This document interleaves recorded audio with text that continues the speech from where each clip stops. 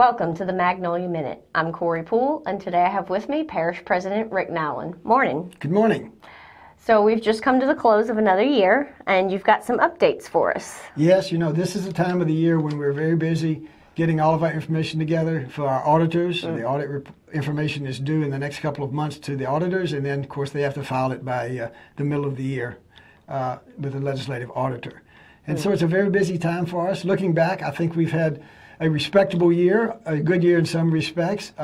We still battle financial problems in the Public Works Department, and that's been that way for many, many years, and hopefully it won't continue much longer, but we'll have to see about that.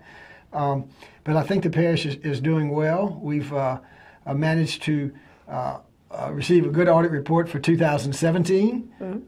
There were no findings. There were some clarifications that had to be made to some of our standard operating procedures, and those have been approved and issued back to the legislative auditor. I don't think we'll hear back from that again. Those requirements change yearly as the legislature meets, so it's nothing new about that. Just stuff to keep up with. Exactly. Well, and it's all good. I mean, it's controls about how you do your cash management, how you do your checking accounts, your credit cards, how you do your budgeting and budget reconciliations. And so those are all good practices which we follow, but our written standards weren't necessarily up to date. So what else do you have in the works? Oh, my goodness. Well, people that visit the courthouse, particularly when they paid their property taxes for 2018, probably noticed enhanced security there.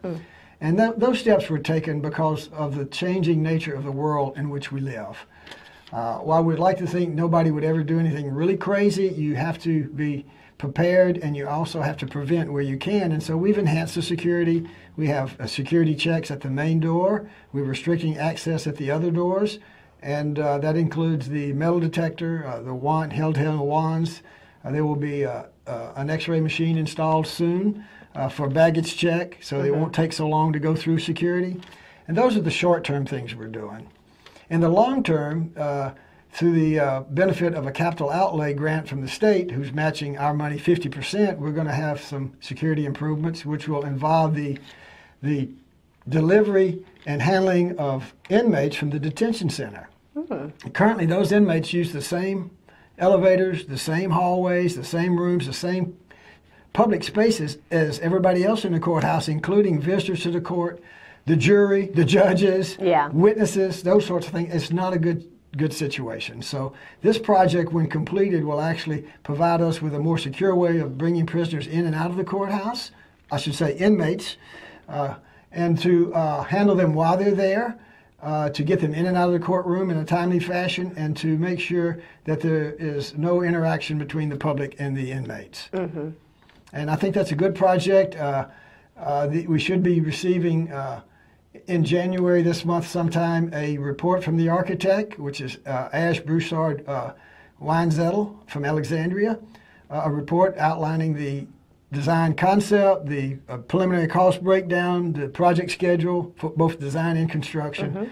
And based on our 2 meetings in December, we feel like that this project will probably be ready to go to bid in the fall of 2019.